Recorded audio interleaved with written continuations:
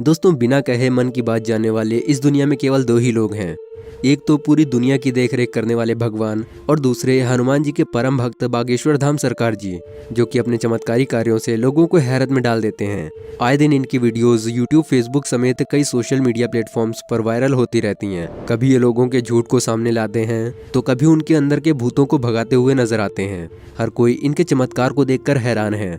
और अब तो मनोज तिवारी से लेकर अमिताभ बच्चन, ओझा सर से लेकर फिजिक्स वाला, यहाँ तक कि मोदी जी भी इनके फैन हैं। और तो और कहा जाता है कि बागेश्वर धाम सरकार का एक अदृश्य सेनापति भी है, जो कि भूतों को भगाने में उनकी मदद करता है। तो क्या है बागेश्वर सरकार की असल सच्चाई, चलिए जानते हैं। दोस्तों, यूँ तो हमारे देश में कई बाबा आए और गए। कई सारे लोगों ने उनके आश्रम और धाम पर माथे टेके। यहाँ तक कि बड़े बड़े कई फिल्मी सितारों ने भी कई बाबाओं के दरबार में हाजिरी लगाई। लेकिन जो प्रसिद्धि इस समय बागेश्वर सरकार को मिल रही है, वो आज तक कभी भी किसी को नहीं मिली। लंबे बालों वाले, माथे पर चंदन और अक्सर सर पर पगड़ी बांधे नजर आने वाले बागेश्वर धाम सरकार की बात ही कुछ और है। और इसका सबसे बड़ा सबूत बड़े बड़े फिल्मी सितारों का इनके दरबार पर आकर इनके प्रवचन और गीत सुनना है। फिर चाहे मोदी सरकार के सबसे दिग्गज नेता और भोजपुरी गायक मनोज तिवारी हों, या फिर साउथ मूवी के एक्टर सुमन तलवार, जिन्होंने बागेश्वर धाम आकर बाबा के नाम पर ठुमके भी लगाए और बागेश्वर सरकार के प्रवचनों में सम्मिलित भी हुए। अभी हाल ही में सदी के महानायक अमिताभ बच्चन जी की भी एक वीडियो बहुत ज्यादा वायरल हो रही थी, जिसमें वो बैठकर बाबा के कीर्तन का आनंद ले रहे थे। पर दोस्तों, ये सब कुछ एक रात का चमत्कार नहीं है, बल्कि इसके पीछे एक ऐसे बच्चे के संघर्ष की कहानी छुपी हुई है, जिसके संघर्षों के बारे में जानकर आपके भी आंखों में आंसू आ जाएंगे। दोस्तों, वैसे तो सोशल मीडिया पर एक बार कोई वायरल हो जाता है तो उसकी जिंदगी बदल जाती है, पर बागेश्वर धाम सरकार तो हर हफ्ते वायरल होते रहते हैं। लाखों की संख्या में लोग अपना काम धाम छोड़कर उनकी बातें सुनने और उनके चमत्कारों को देखने में लग जाते हैं और अपने दुखों और कष्टों को दूर करने के लिए बागेश्वर धाम भी पहुंच जाते हैं। दोस्तों, ये सब कुछ अगर सच हुआ है तो बागेश्वर धाम के चमत्कारों की वजह से। कहते हैं कि बागेश्वर धाम पर स्वयं हनुमान जी की कृपा बनी हुई है, जिनकी सहायता से बागेश्वर धाम सरकार लोगों के मन की बात को जान लेते हैं और उसके बताने से पहले ही एक कागज पर उसकी समस्या और उसके उपाय लिख देते हैं, जिसके कई सारे प्रमाण आपने सोशल मीडिया पर वीडियोस के जरिए देखे होंगे। जब व्यासपीठ पर आकर कोई अपनी समस्या को बताता है तो बागेश्वर सरकार एक पर्चे को देकर वो पर्चा उस शख्स को पढ़ने के लिए कहते हैं। पर्चे को पढ़ने के बाद भक्तगण पूरी तरह से आश्चर्यचकित रह जाते हैं, क्योंकि जो दुख और परेशानियां उन्होंने बताई भी नहीं थी, उन परेशानियों के बारे में बाबा पहले से ही उस पन्ने पर लिख चुके थे, जिसके बाद वो सभी के सामने उस समस्या का उपाय भी बताते हैं और भक्तों को ये विश्वास भी दिलाते हैं कि भक्तों की समस्या दूर हो जाएगी। लेकिन बागेश्वर धाम सरकार काफी सख्त मिजाज के भी हैं, क्योंकि अगर कोई उनके सामने झूठ बोलता है या फिर गलत नियत के साथ अपनी इच्छाएं लेकर पहुंच जाता है तो बागेश्वर सरकार उसकी पोल खोलने में भी कोई कसर नहीं छोड़ते।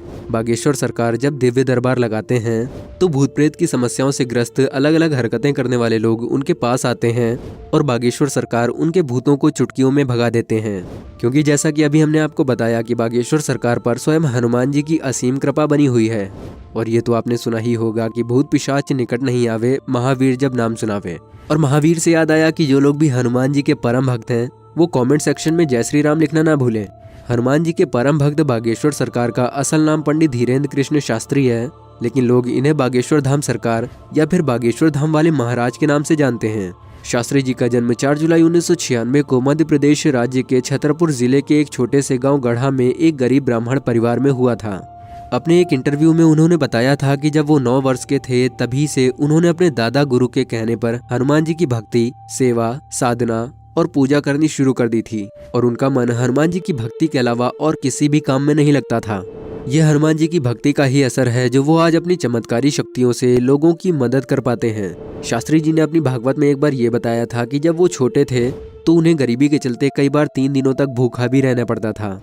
जहाँ शास्त्री जी का घर हुआ करता था वहाँ पर हनुमान जी का 300 साल से भी ज्यादा पुराना मंदिर मौजूद था और वहीं पर शास्त्री जी के दादा गुरु भी उनकी तरह दिव्य दरबार लगाते थे और लोगों की समस्याओं को दूर करते थे। पर इनके दादा गुरु की मौत के बाद वो दरबार खाली सा हो गया था। 9 वर्ष की उम्र से बालाजी सरकार यानी महावीर हनुमान जी का ध्यान करने के साथ साथ वो रामायण और महाभारत जैसे ग्रंथ भी पढ़ते थे। इन्होंने ग्रेजुएशन की डिग्री भी ली, पर हनुमान जी के चरणों से इन्होंने अपना ध्यान नहीं हटाया। कई सालों तक हनुमान जी की भक्ति करने के बाद हनुमान जी ने अपनी कृपा उनके ऊपर की और अचानक से ही उन्हें अपने ऊपर असीम शक्तियों का एहसास होने लगा। उन्हें एहसास होने लगा था कि वो लोगों के मन की बात उसके बिना बोले ही पढ़ सकते हैं और लोगों की समस्याओं को दूर भी कर सकते हैं।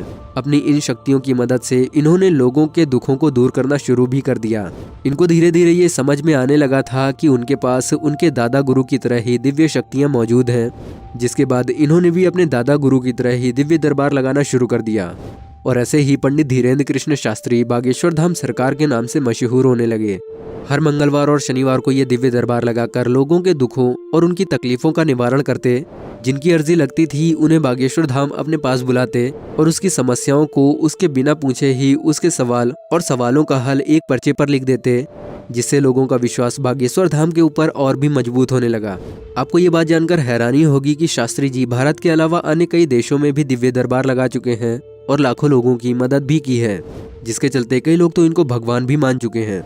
कई महिलाएं तो इनकी खूबसूरती को देखकर अपना दिल हार चुकी हैं और इनकी एक झलक पाने के लिए दरबार में आती हैं।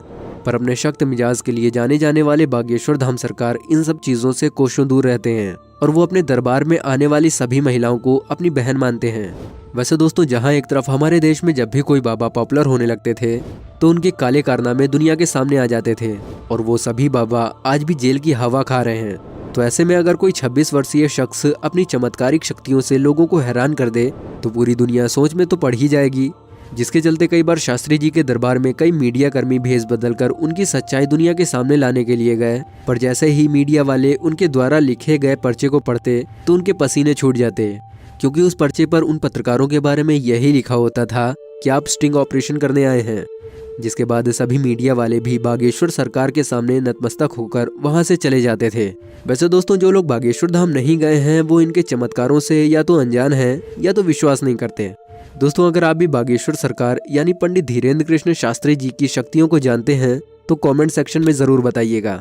वीडियो पसंद आई हो तो वीडियो को लाइक करें और ऐसी ही और वीडियोस के लिए हमारे चैनल को सब्सक्राइब करके बेल आइकन को भी जरूर ऑन कर लें। वीडियो में बहुमूल्य समय देने के लिए आपका बहुत बहुत धन्यवाद।